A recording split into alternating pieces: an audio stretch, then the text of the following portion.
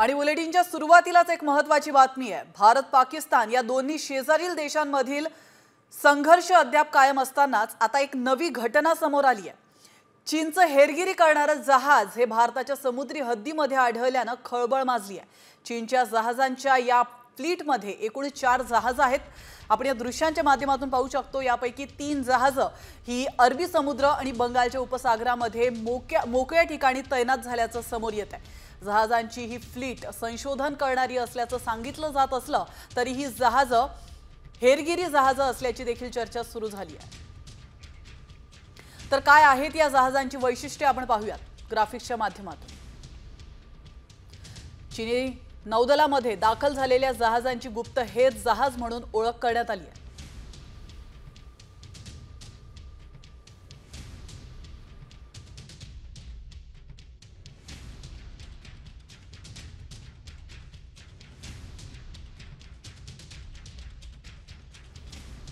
तर तरंगणारी प्रयोगशाळा असलेलं जहाज बंगालच्या उपसागरामध्ये मोक्याच्या जागी सध्या तैनात करण्यात आली आहे। क्षेपणास्त्रांचा मागोवा घेऊ शकतं, त्याचप्रमाणे पाणबुड्यांद्वारे केलं जाणारं इलेक्ट्रॉनिक कम्युनिकेशनही ऐकू शकतं, एवढी क्षमता या जहाजाची आहे।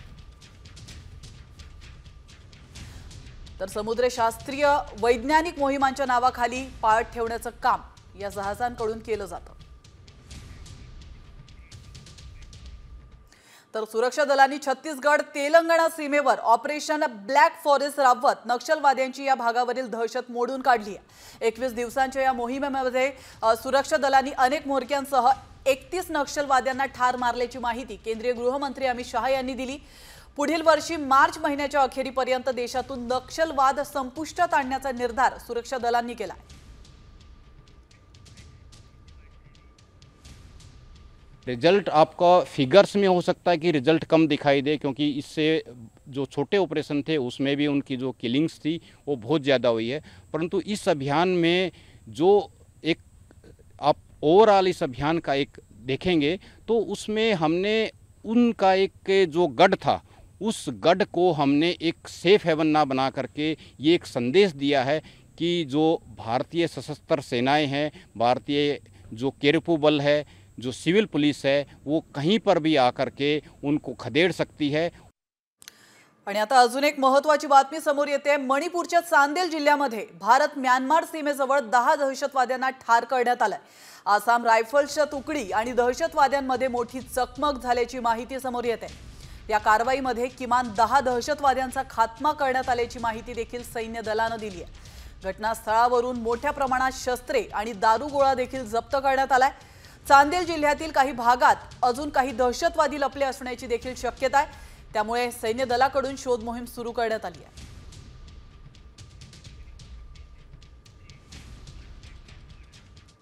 आणि आता घेऊयात बातम्यांचा वेगवान आढावा। सुरुवातीला पाहणार आहोत युद्धासंदर्भातल्या बातम्या। बहिणींचं कुंकू पुसणाऱ्यांचा बदला घेण्यात आलाय। दहशतवाद्यांचा खात्मा करतानाचा व्हिडिओ आता समोर आलाय। 2 दिवसांमध्ये 6 दहशतवाद्यांचा खात्मा करण्यात भारतीय सैन्याला यश आलंय।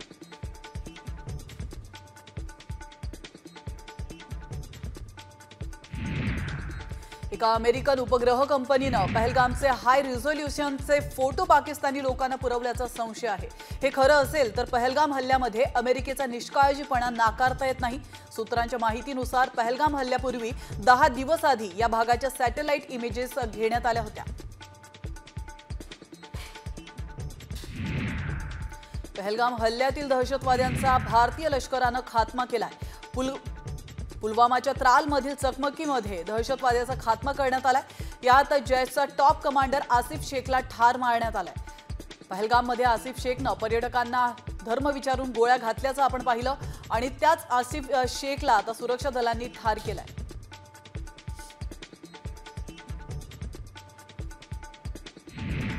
पहलगाम हल्ल्याबाबत भारताने आता संयुक्त राष्ट्रांकडे धाव घेतली आहे। भारताने दहशतवादी संघटना TRT विरोधात पुरावे संयुक्त राष्ट्रांना सादर केले। पहलगाम दहशतवादी हल्ल्यामध्ये TRF आणि पाकिस्तानचा सहभाग असल्याचं भारताने पुराव्यांसह सिद्ध केलंय। भारताने TRF वर बंदी घालण्याची मागणी केली आहे।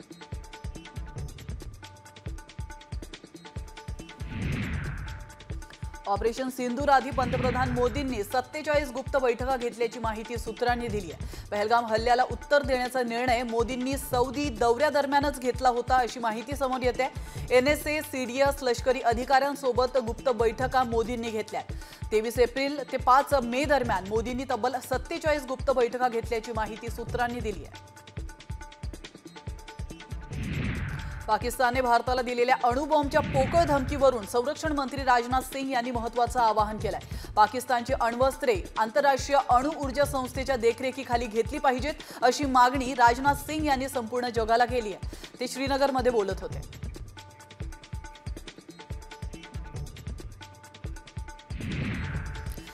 आणि भारत पाकिस्तान युद्धाच्या पार्श्वभूमीवर एक महत्त्वाची अपडेट समोर येते। सिंधू पाणी करार स्थगितच राहणार आहे। अतिशय महत्त्वाची अपडेट आपण पाहतोय। परराष्ट्र मंत्री जयशंकर यांनी पाकला सुनावलेला आहे। पाकिस्तानशी चर्चा केवळ दहशतवादावरच होईल। POK बद्दल तिसऱ्या देशाची मध्यस्थी नको असं देखील त्यांनी ठणकावून सांगितलंय। तर या क्षणाची महत्त्वाची अपडेट आपण पाहतोय। सिंधू पाणी करार हा स्थगितच राहणार असल्याचा निर्णय भारताकडून घेण्यात आलाय आणि त्या संदर्भात परराष्ट्र मंत्री एस जयशंकर यांनी पाकला सुनावलंय। तर यावेळी पाकिस्तानशी चर्चा केवळ दहशतवादावरच राहील आणि POK बद्दल तिसऱ्या देशाची मध्यस्थी नको असं अमेरिकेला त्यांनी ठणकावून सांगितलंय। The Prime Minister made it very clear that the only talks with Pakistan will be on terror. That Pakistan has a list of terrorists who need to be handed over. They have to shut down the terrorist infrastructure. They know what to do. We are prepared to discuss with them what is to be done on terrorism. Those are the talks which are feasible. Water issues have been raised. Again, you all know, and I re-emphasize, the Cabinet Committee on Security and the government, obviously, was very clear that आणि आता पुन्हा घेऊयात बातम्यांचा वेगवान आढावा। बातमी श्रीनगरमधून आहे। श्रीनगरच्या लाल चौकामध्ये तिरंगा रॅलीत शेकडो नागरिक सहभागी झाले होते। लाल चौक अनेक दहशतवादी हल्ल्यांचा साक्षीदार आहे, त्यामुळे लाल चौकामध्ये तिरंगा फडकवणं सोपं नाहीये। मात्र आता ऑपरेशन सिंदूर नंतर याच लाल चौकामध्ये तिरंगा रॅली काढण्यात आली।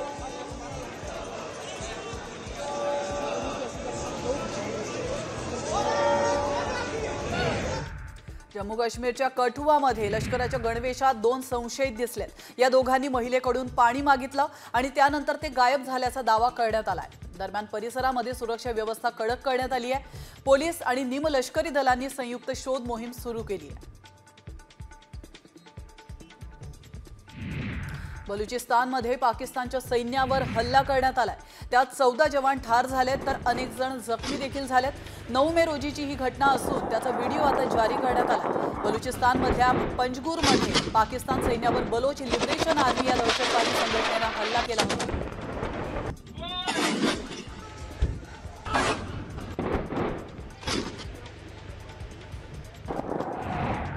बलुचिस्तान पाकिस्तानपासून स्वतंत्र झाला अशी घोषणा बलुचिस्तान स्वातंत्र्य चळवळीचे प्रतिनिधी मीर यार बलूच यांनी केली आहे। पुढील काळामध्ये फक्त पंजाब प्रांत पाकिस्तान सोबत राहील, तर बलुचिस्तानची MPSC दिल्लीत उघडा आणि बलुचिस्तानला पूर्ण स्वातंत्र्य द्या असं विधान निवृत्त मेजर जनरल अनिल बाम यांनी केलं। तर पाकिस्तानचे पंतप्रधान शहबाज शरीफ यांनी पंतप्रधान नरेंद्र मोदी यांच्या शैलीची नक्कल केल्याची चर्चा सुरू झाली आहे। नुकतीच शहबाज शरीफ यांनी सियालकोटच्या पसरूर परिसरातील लष्करी तळाला भेट दिली। या भेटीदरम्यान त्यांनी रणगाड्यावर उभं राहत सैन्याशी संवाद साधला, त्यामुळेच आता चर्चा सुरू झाली आहे। चीनचं हेरगिरी करणारं जहाज भारताच्या समुद्री हद्दीमध्ये आढळलंय। चीनच्या जहाजांच्या या फ्लीटमध्ये एकूण 4 जहाज आहेत। यापैकी 3 जहाजं हे अरबी समुद्र आणि बंगालच्या उपसागरामध्ये तैनात करण्यात आली आहेत। जहाजांची ही फ्लीट संशोधन करणारी असल्याचं सांगितलं जात आहे। तरीही ही जहाजं हेरगिरीची जहाजं असल्याची चर्चा सुरू झाली आहे। अमेरिकेचे माजी संरक्षण अधिकारी मायकेल रुबिन यांनी पाकिस्तानची पोलखोल केली आहे। भारत विरोधात लढाईमध्ये पाकिस्तानची अवस्था कुत्र्यासारखी झाली होती, जो पायांमध्ये शेपूट घालून युद्धबंदीची भीक मागत पळत होता असं रुबिन यांनी म्हटलंय। त्याचप्रमाणे भारतानं केलेल्या लष्करी कारवाईचं रुबिन यांनी कौतुकही केलंय। ऑपरेशन सिंदूरमध्ये भारतीय हवाई दलानं पाकचे 6 एअरबेस उद्ध्वस्त केल्याचं वॉशिंग्टन पोस्टमध्ये म्हटलंय। भारताच्या हवाई दलामध्ये पाकिस्तानमधील नूर खान एअरबेसचं मोठं नुकसान झालंय। तर दक्षिण आशियाई प्रतिस्पर्ध्यांमधील दशकांपासून सुरू असलेल्या संघर्षातील हा सर्वात मोठा हल्ला असल्याचं बोललं जात आहे। भारताची ताकद पाकिस्तानने चांगलीच अनुभवली आहे आणि अमेरिकेने देखील ती मान्य केली आहे। भारताने पाकिस्तानच्या एअरबेसलाच भारताने लक्ष्य केलंय। संघर्ष दरम्यान पाकिस्तानी लष्करी तळ आणि विमानतळांना लक्ष्य करण्यात भारताला फायदा झाल्याचं न्यूयॉर्क टाइम्सने देखील म्हटलंय। अमेरिकेचे राष्ट्राध्यक्ष डोनाल्ड ट्रम्प यांनी सिरियावरील सर्व निर्बंध हटवलेत। ट्रम्प यांनी सिरियाचे राष्ट्राध्यक्ष अल जुलानी यांची भेट घेतली आहे। तुर्की आणि सौदी अरेबियाच्या आवाहनानंतर ट्रम्प यांनी ही बंदी उठवल्याचं बोललं जात आहे। मात्र यामुळे ट्रम्प यांना दहशतवाद मान्य आहे का असा प्रश्न देखील निर्माण झालाय। भारताच्या पाकिस्तानवरच्या कारवाईनंतर अफगाणिस्तानमध्ये जल्लोष साजरा करण्यात येतोय। ऑपरेशन सिंदूरमध्ये भारताने पाकिस्तानला नाक घासायला लावलंय, याचा आनंद अफगाणिस्तानमध्येही पाहायला मिळाला। ये वो बुज़दिल दुश्मन है जो 50 सालों में हमारा मुल्क को इन लोगों ने तबाह किया। ये बहुत अरसे से हमारे बख्तियार को, हमारे खोस्त को, हमारे जलालाबाद को, हमारे कोलकाता।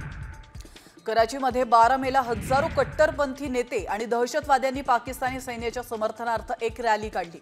या रॅलीमध्ये लष्कर-ए तोयबा आणि अहले सुन्नत वाल जमात यांनी भाग घेतला होता। दोन्ही संघटना आंतरराष्ट्रीय स्तरावर दहशतवादी संघटना म्हणून घोषित आहेत। कराचीमध्ये 12 मे रोजी हजारो कट्टरपंथी नेते आणि दहशतवाद्यांनी पाकिस्तानी सैन्याच्या समर्थनार्थ एक रॅली काढली। पाकिस्तानचा हा मूळ स्वभाव आहे। दहशतवाद्यांनी रॅली काढली आणि जिंकल्याचा गवगवा केलाय, अशी माहिती निवृत्त मेजर जनरल अनिम बाम यांनी दिली। विजय शहांचे सोफिया कुरेशींवर वादग्रस्त विधान, मंत्री असताना तुम्ही कोणत्या प्रकारची भाषा वापरता, अशी भाषा तुम्हाला शोभते का, असा सवाल करत सर्वोच्च न्यायालयाने मध्य प्रदेशचे वन मंत्री विजय शाह यांना फटकारलं। विजय शाह यांनी कर्नल सोफिया कुरेशी यांच्यावरील वादग्रस्त विधानाबद्दल सुप्रीम कोर्टात धाव घेतली। मध्य प्रदेश हायकोर्टाने शहांवर गुन्हा दाखल करण्याचे निर्देश देखील दिलेत। मध्य प्रदेशचे वनमंत्री विजय शाह यांना कर्नल सोफिया कुरेशी यांच्यावर केलेली टिप्पणी चांगलीच भोवली आहे। उच्च न्यायालयाने कर्नल सोफिया कुरेशी यांच्या विरुद्ध आक्षेपार्ह वक्तव्याबद्दल FIR दाखल केलाय। मंत्री विजय शाह यांच्यावर जर गुन्हा सिद्ध झाला तर किमान 7 वर्षे आणि जास्तीत जास्त जन्मठेपेची शिक्षा देखील होऊ शकते। सोफिया कुरेशींना पाकिस्तान किंवा आतंकवादी म्हणणं हा देशद्रोह आहे। कुंवर विजय शहांना अटक करावी अशी मागणी संजय राऊतांनी देखील केली आहे। हायकोर्टाने त्यांच्या विरुद्ध गुन्हा दाखल केला, मग हे अजून मंत्रिमंडळामध्ये कसे, असा सवाल देखील संजय राऊतांनी उपस्थित केला। व्यापाऱ्यांनी तुर्कीची नाकाबंदी केल्यानंतर पुण्यातल्या व्यापाऱ्यांना पाकिस्तानातून धमकीचे फोन आले। पाकड्यांच्या या पोकळ धमक्यांचा निषेध म्हणून व्यापाऱ्यांनी तुर्की सफरचंद रस्त्यावर फेकली आहेत। यावेळी पाकिस्तान आणि तुर्कस्तान मुर्दाबादच्या घोषणा देखील देण्यात आल्या।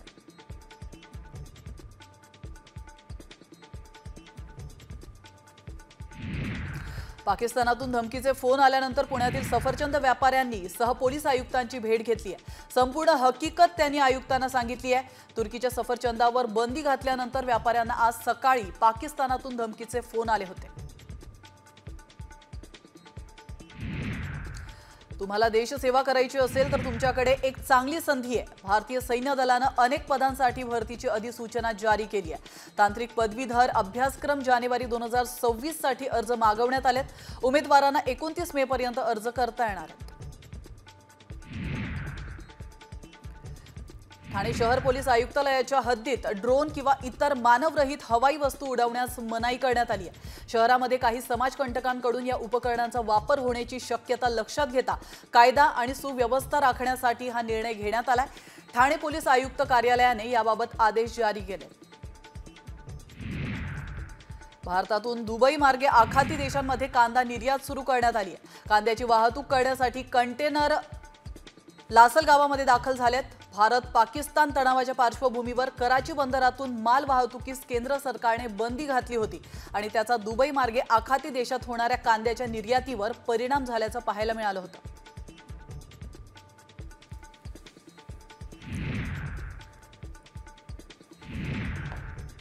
बातमी सोलापुरातून आहे। सोलापुरातील शिवसेना जिल्हा प्रमुखांनी ऑपरेशन सिंदूरची प्रतिमा साकारत भारतीय सैन्याचं कौतुक केलेलं आहे।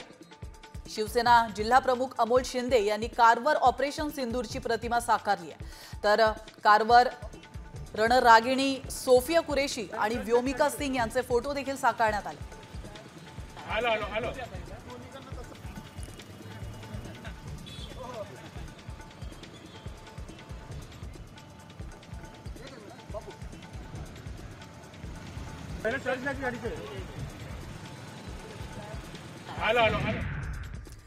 आणि आता घेऊयात इतरही काही महत्त्वाच्या बातम्यांचा आढावा टॉप 50 न्यूज मधून। मान्सून अरबी समुद्रामध्ये दाखल झालाय। 1 जून पर्यंत मान्सून केरळमध्ये दाखल होणार आहे। त्यानंतर 5 जून पर्यंत मान्सून कोकणासह महाराष्ट्रामध्ये दाखल होणार आहे।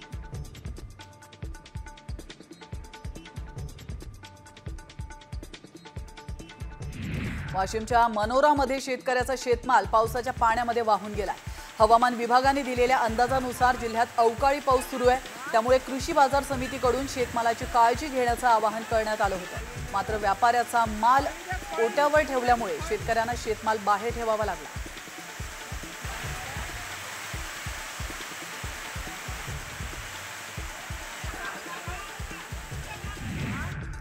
वाशिममधील मानोरा शहरासह बेलोरा, विठोली या परिसरामध्ये देखील मुसळधार पाऊस पडला। या पावसामुळे शेतकरी वर्गात आनंदाचं वातावरण असून खरीप हंगामाच्या तयारीला गती मिळणार आहे। खरीप हंगाम जवळ येत असतानाच या पावसामुळे जमिनीमध्ये ओलावा तयार होण्यास मदत झाली असून नांगरणी किंवा कुळवाच्या कामांना वेग येण्याची शक्यता आहे।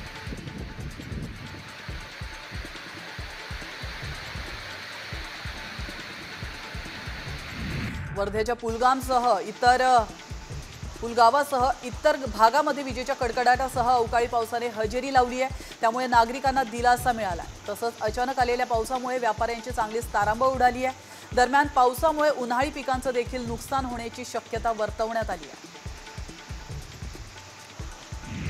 बातमी अमरावतीमधून। अमरावती शहरासह ग्रामीण भागात मुसळधार अवकाळी पाऊस पडलाय। अवकाळी पावसामुळे कांदा आणि संत्रा बागांना फटका बसण्याची मोठी शक्यता आहे।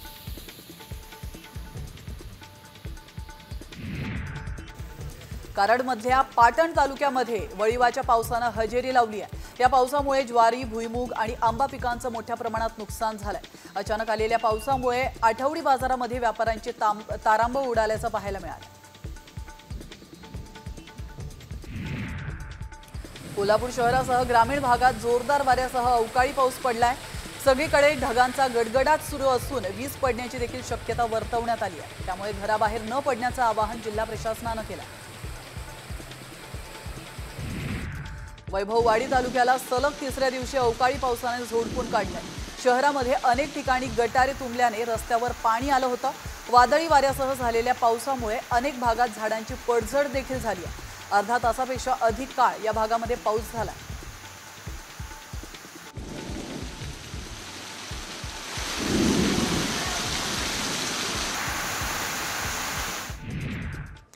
आणि आता एक महत्त्वाची बातमी समोर येते। मुळशीतील भुकुम आणि पिरंगुट परिसरामध्ये दुपारी 2:15 वाजल्यापासून अवकाळी पावसाने अचानकपणे जोरदार हजेरी लावली आहे। तर सोसाट्याच्या वाऱ्यामुळे रस्त्याकडेला असलेली काही होर्डिंग्सही कोसळली आहेत। आपण या दृश्यांच्या माध्यमातून पाहू शकतो।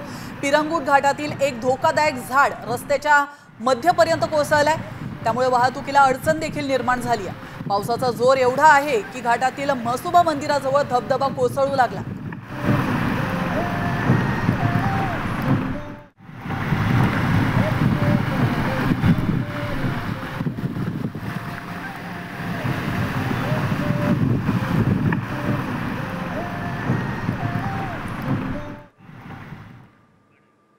आणि आता पुन्हा घेऊयात बातम्यांचा वेगवान आढावा। बातमी अमरावतीमधून। अमरावती जिल्ह्यातील अनेक भागात वादळी वाऱ्यासह पावसानं हजेरी लावली आहे। अचानक झालेल्या सोसाट्याच्या वादळी पावसामुळे धामणगाव रेल्वे तालुक्यातील उसळगव्हाणमधील शेतकरी शेतातील टॉवर कोसळलेला आहे। यासोबतच उन्हाळी हंगामामध्ये असलेल्या भुईमुग पिकाला देखील मोठा अवकाळी पावसाचा फटका बसला। सोलापुराच्या मोहोळ तालुक्यातील पापरी परिसरामध्ये वादळी वाऱ्यासह मुसळधार पाऊस झालाय। वादळी वाऱ्यामुळे पापरी परिसरातील केळी बाग भुईसपाट झाल्याचं पाहायला मिळत आहे। तर दत्ता कदम या शेतकऱ्याची 1.5 एकर केळी बाग जमीनदोस्त झाली आहे। लाखो रुपयांचा आर्थिक फटका या शेतकऱ्याला बसला। धाराशिव जिल्ह्यामध्ये गेल्या 4 दिवसांपासून वादळी वाऱ्यासह अवकाळी पाऊस सुरू आहे। वादळी वाऱ्यामुळे केळी उत्पादक शेतकऱ्यांना मोठा फटका बसतोय। या पावसाने केळीची पानं फाटतायत, यामुळे त्याचा थेट परिणाम उत्पन्नावर देखील होणार आहे।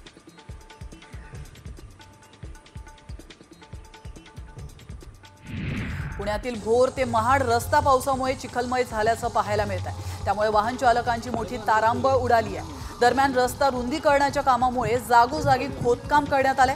त्यामुळे प्रशासनाने सुरक्षेची दखल घेण्याची मागणी नागरिक करतात।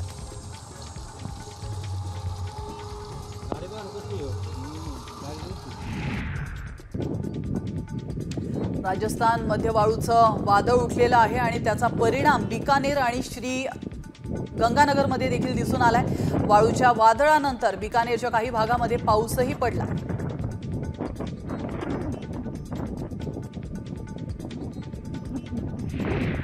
अमेरिकेचे राष्ट्राध्यक्ष डोनाल्ड ट्रम्प यांनी ॲपलचे कतारमधील सीईओ टिम कुक यांना सल्ला दिलाय। ॲपलची फॅक्टरी भारतात उभारण्याची गरज नाही असं ट्रम्प यांनी कुक यांना म्हटलंय। ॲपलची उत्पादन क्षमता अमेरिकेमध्ये वाढवणार असल्याचंही त्यांनी स्पष्ट केलंय। यावर कुक आता काय निर्णय घेतात हे पाहणं महत्त्वाचं आहे।